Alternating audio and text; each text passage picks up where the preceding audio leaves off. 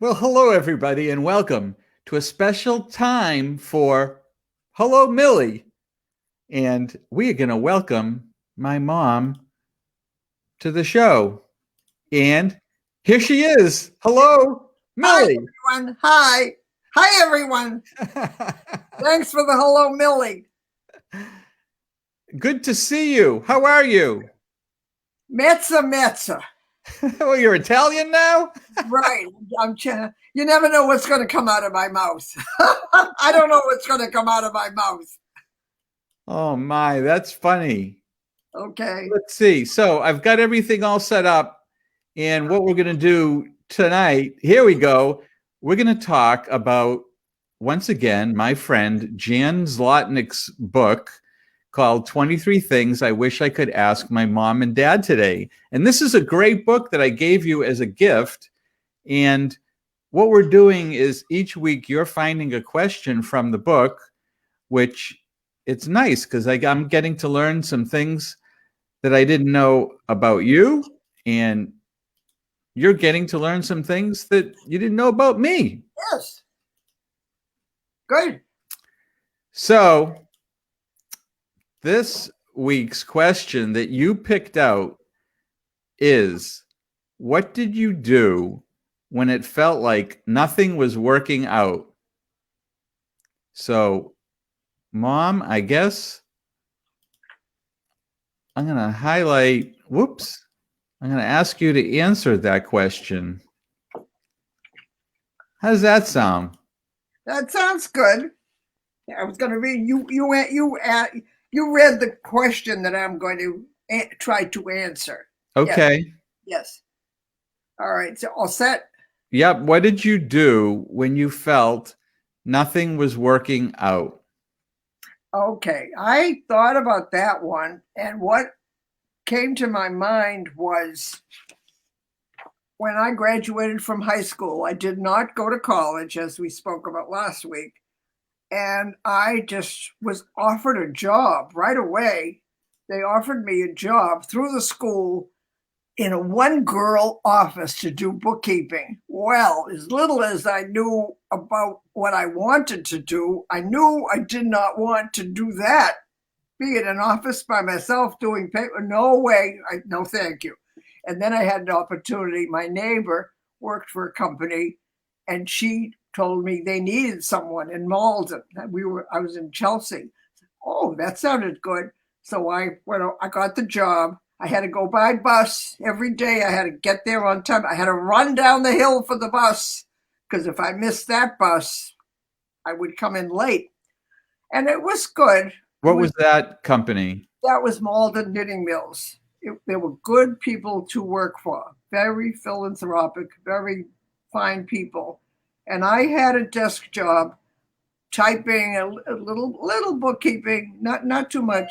Some people, some nice people I met, and I went to dinner with them. Sometimes we did go out a little bit. And I was there looking back at it. I stayed too long. I was there for over 3 years, 4 years. And then I said, this is crazy. I'm running for the bus every day. The pay was not terrific. I wanted a new experience. So I left that job, not knowing what I was going to do, but it turned out to be in the fall. And that's when Combined Jewish Appeal had their annual campaigns. So they needed a lot of help. You left a job that you had without another job? I was the single lady living at home, and my parents were taking care of me. So money didn't mean anything to me. So I stayed on the job with the little pay. Yeah. But finally I said, I got to get out of here. So I went to Combined Jewish Appeal, which I would support, and they hired me. And they needed typists. They had a lot of clerks there, but I had a skill that the other people didn't have. So I got into a small office, Yeah. Combined Jewish Appeal, and through that small office, I met some people. And then we had coffee breaks. So I went downstairs to the coffee shop, met other people that worked for CJ. That's what I was happy with. So I met all these other people, met every day for coffee downstairs, got friendly with them. So then I began to make friendships on the job. And that's what I would have had at college that I didn't have. And I didn't Uh, have it on my first job either. So that led to some wonderful lifetime friendships. So I did that for a number of years. Oh, there's my boss. There's Joe on the right there. And that's a great shot. So I stayed with Joe and Sid on the right. Carol and No, Carol. Joe and Sid, and then Mark and Deb on the left, and then me on the back left. Oh, Mark and Deb. Yes, Mark and Deb on the left, right. And Dad, that tall guy's you. behind my God. You're very much taller than my husband, your father, Aaron. Yeah, Wow. Aaron was just a little, and my sister-in-law, Minnie. Yeah. Yeah, that's a great picture. That was my boss at CJP, and we got to be good friends, and then I got to be her good friend too. So making that move, I met a lot of great people, but they were strict. I will go into all the limitations that they gave to the student. They weren't fair, nice, considerate of the workers. I had to work nights, but that was a good thing because I went out to dinner, and one of the girls I had dinner with, Millie, she says, "You always order chicken. You always order that. You never order." I said, "I wasn't used to eating pork. I would never order pork." Oh my. But she called my attention to my limitations on choosing. So I learned how to eat out. So that was the big thing I remember Wow. about her. But then the time came, I was there a few years and things were changing. Oh, I was near Philine's basement. I was near Jordan's, great location. And I could take the subway. But no, it wasn't good enough. I was stuck in that job. So Annie has a question. She wants to know how old are you again? how old are you again now? Yeah, Again, now. now I'm 95. Today I'm 95. You probably can't believe it. I believe it now. I do. No, not you, people, because you look amazing. All right. So, so what happened? Very fortunately, at Combined Jewish Appeal, they were connected with somehow they had a connection with another company, and the other company on the North Shore needed some extra help for a short period of time. So they asked me, could I help that other company out? And I could commute from Chelsea. That was no problem. Yeah. So I left my day job at CJP and I went over to help the other people. Got friendly with the lady at this temporary place that I was working. And she told me about Dainty Dot Hosiery was looking for help. It was a very nice company. And she would suggest I call them. They're looking. I did. I called them and I got hired. I got hired at Dainty Dot. That's how I got that job. And that's the best job I ever had because it was a learning experience in many ways. I learned a lot. And I stayed there maybe 5 years. And from there, I left and I got married. Oh, I didn't even work there after I got married. But then after a while, I left Dainty Dot. Yeah. So that was a great thing. I had to move from that first job. That was nothing. I would have got no place fast and even no place slow. So it was a good thing. I took care of it. I moved. Oh, so the point of what you're saying, and I'd asked the question earlier, what you left the job with no other job, what you did when you felt nothing was working out, you changed. I had to change. I was stagnant. Yeah, if I stayed there, I would have been on the same job doing the same thing, and it wasn't stimulating at all. I did learn a few things other than business on that mold and knitting job. But I did have some nice friends there. So it was good in its way, but I had to leave. Yep. So that's my thing. Well, what about I love that. I love everything about it. My story is about my first car. Oh, So here it is. The Ford Torino. It actually looks kind of cool. That's probably why I liked it. yeah. And I don't know if I got much help buying this car, which no help, you say, but that was the problem. You didn't ask us any questions. You just did it. Yeah, I had a job, saved my money, bought the car off a used car lot, and after I bought it, it started having problems with the engine, and it turned out it needed a new engine. Oh, It was not good because I guess the odometer reading showed 33,000 miles on it, but maybe in fact it was 133,000 miles.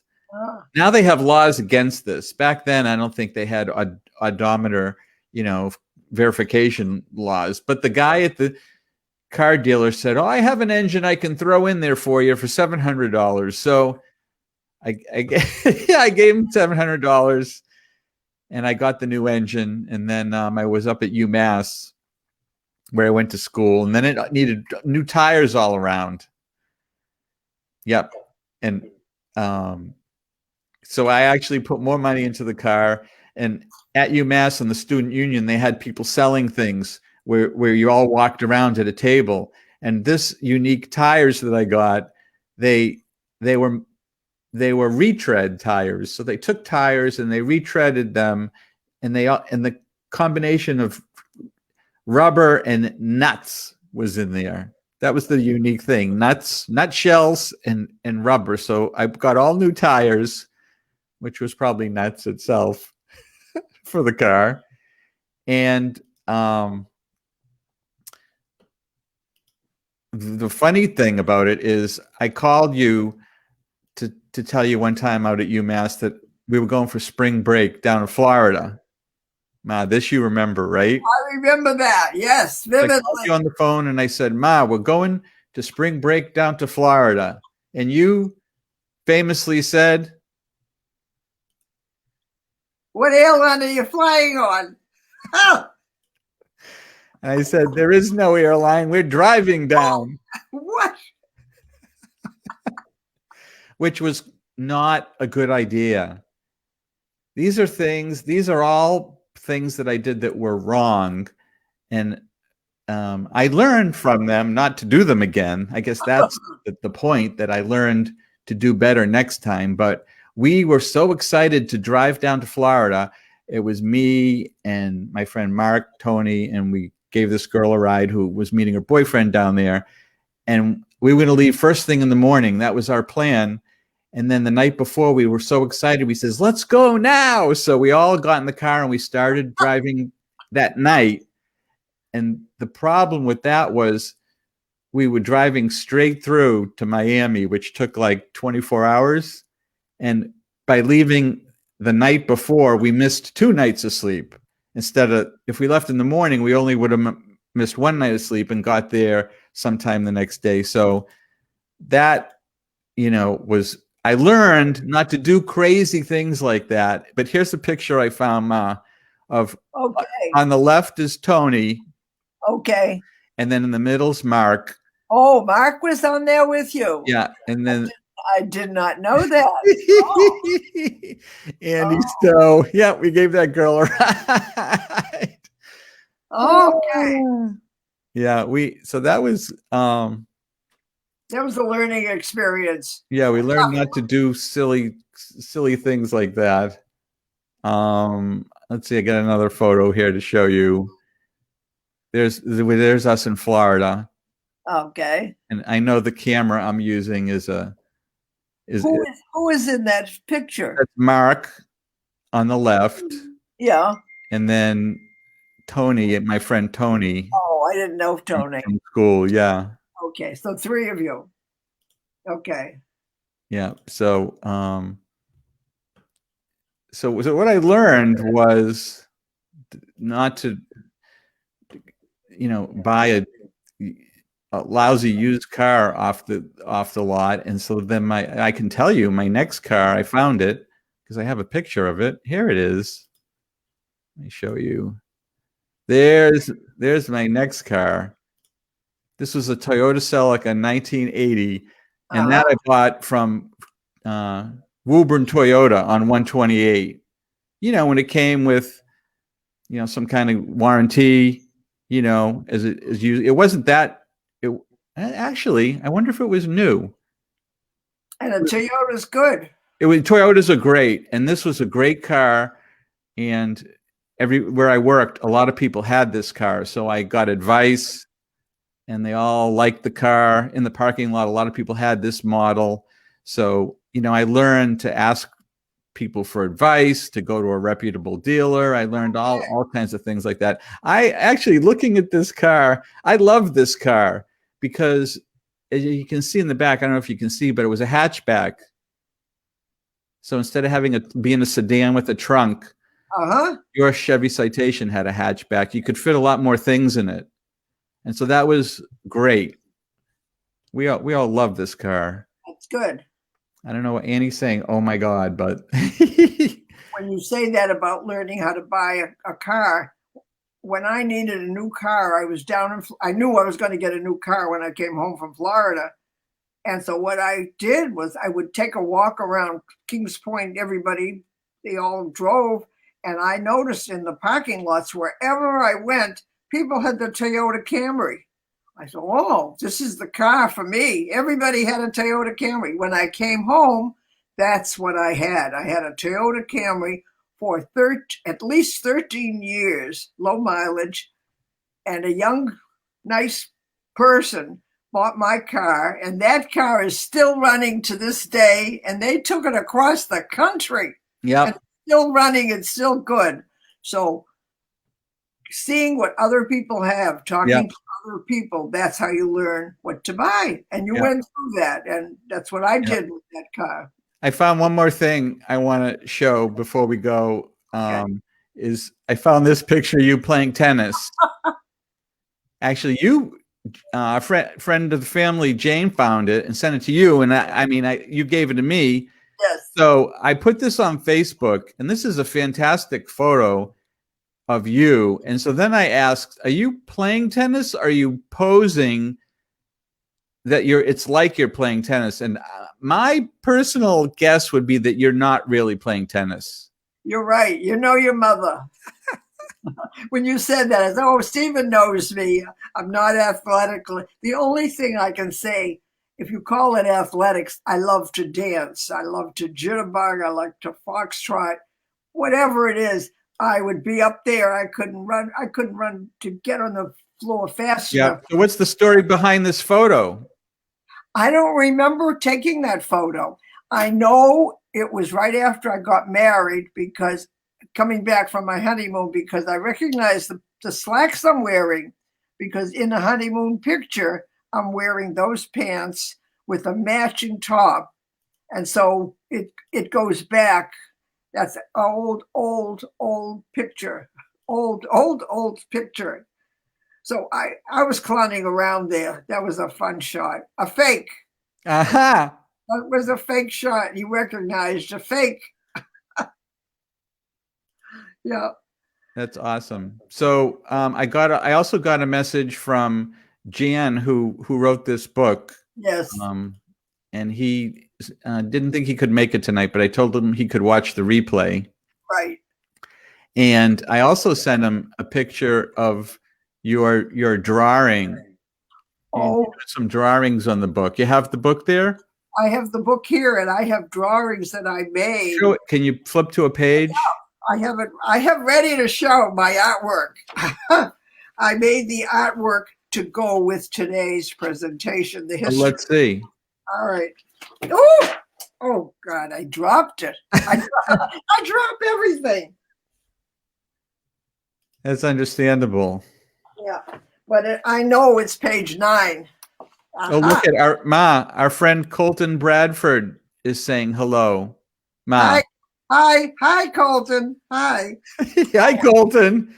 Good to see you. Hey, Ma, remember Colton interviewed you?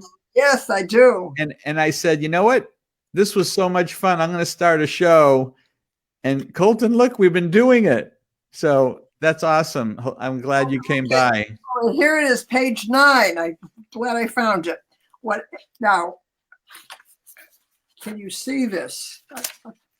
Oh, wait a minute. Hang on. Hold it up. Oops. Up. Up higher. Well, no, you're showing the title page. You're not showing page 9. Get it open. Open it up to page 9.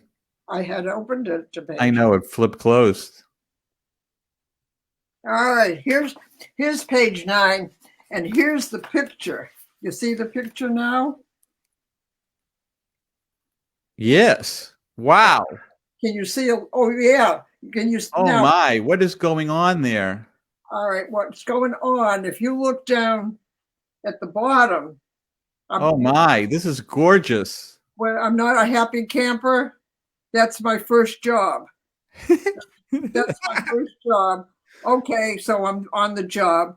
And then I left that job to go to work. And I put that black there because I left that job. And I went to Combined Jewish Appeal. So I'm there for a while. And when I was there, as I said, they sent me to another company to work. So that's why there were 2 people over there. And when I was at that company, she told me about Dainty Dot. And I went to Dainty Dot and got that job. And that's where I was happiest and learned the most. So that's why she's a happy lady over there. So that's the drawing that goes with that. Oh, that is great. So I talked to Jan, and he showed some of your drawings to the artist who did the art for that book. Oh, yeah. She loves your drawings. They want to be on the show, and if we can do it next Tuesday, we're going to have them come and talk to you. Wow, that's fantastic. Yeah. So next Tuesday. Oh wow. Is next Tuesday? Next Tuesday is February? Yeah, I think so. Next Tuesday is February. Groundhog Day, February 2nd. Okay, well, if the artist, you said artist? She's an artist. Yeah, Jan did the book with an artist. He wrote the words, and she drew the thing on each page. Can I be there with the artist or just the artist? You don't know. What? No, you'll be there with Jan and the artist. Okay. Well, since they're going to be there, I'll have to think what question I can answer that would be appropriate with them there. Maybe any one of them, but I'll give that some thought. Because I have a whole list of subjects that I've already chosen and marked the pages for the future. Yeah, so great. I don't have to look through the whole book. I know which ones I want to. That's fantastic. Well, thank God I'm really enjoying this because I don't do much of anything. No, I mean, not many. A lot of people are in the same boat. A lot of people, yes. And it's very depressing, and there's no social interaction. Right. And I understand. I mean, we all are. It's the same. Yeah, we're trapped and limited. And when Brooksby, where I live, when Brooksby finds out there were people they're finding out playing bridge in their apartments with other people, playing mahjong with other people. Yeah. So they call them on it and get their attention. And so you can't do that. Yeah. So we're all stuck. Tomorrow I have a big day. Finally, I'm going to the hairdresser. I'm going to have my hair cut. And I'm going to go out of this apartment and walk down the hall, and maybe I'll see someone. I don't know if I'll recognize them because they're wearing masks. Sometimes I know who the people are. Sometimes I don't see anyone. So that's going to be my day out tomorrow. I've already canceled 2 hair appointments I couldn't make. Well, hopefully you can make that one. I want to make that one. And today, every day there's something else. Today I found out the podiatrist is leaving. We've got new podiatrists. And the last time I had an appointment, I had to cancel him. I was under quarantine. Then I made another appointment, and then I was under quarantine. And now he's leaving. So I booked him for right before he leaves. Where's he going? I don't know. Good question. But I guess he had enough of us. He didn't stay long. You have a hello from Joseph Jaffe. Hi, Millie Garfield. Hi, Joseph Jaffe. Hello to you, too. Good to see you. Yes. Yep. Well, so that's exciting news. I'm going to meet the artist. Joseph Jaffe says, as long as the podiatrists aren't playing mahjong with the hairdressers. Well, Joseph, I think you have the quote of the night. That's a good one. When I get to the hairdresser, I cannot walk right into the shop. I have to stand outside. And then when they are ready and there aren't 10 people in there, then they call me in. So they're very, very cautious, which they have to be. Yep. So this was exciting. I love doing this. It gives me such a boost. This is my boost of the day. Great. I love it too. And everybody who's watching loves it. Okay. I love comments. Like when I did my blog, I love comments. Yeah, she mentions her blog. My mom, oh, actually, yeah, we said you were 95. One of the oldest bloggers when she was actively blogging. And if you want to go look back, there's years and years of great fun stories at mymomsblog.blogspot.com. Yeah. Great stuff over there. I'm choosing. There's one question in this book that I am enjoying that could lead me to talk about how did I get started. Yeah. That's a whole story. That'll be a good one. That'll be maybe I'll think about that one for next Tuesday. Okay. And we have a comment from Tom Morris, my friend from Joseph Jaffe's Corona TV show. Can you two say hello to my wife, Mary? We're watching together. Oh, hi, Mary. Hi, Mary. I'm so pleased to see that you're watching us. It's nice. Hi, Mary. We love Tom. Tom brightens up every day when I see him on Joseph Jaffe's show. I'm so glad that I got to meet Tom and get to know him and have some exchanges. He's a great guy, and social media is so it's like when you were the early days of blogging and Joe's show. We have a little community, and we all get to know each other because we see each other and see what we say and how we talk, and you get close to some of the people because you like them. That's priceless. And Tom is just fantastic.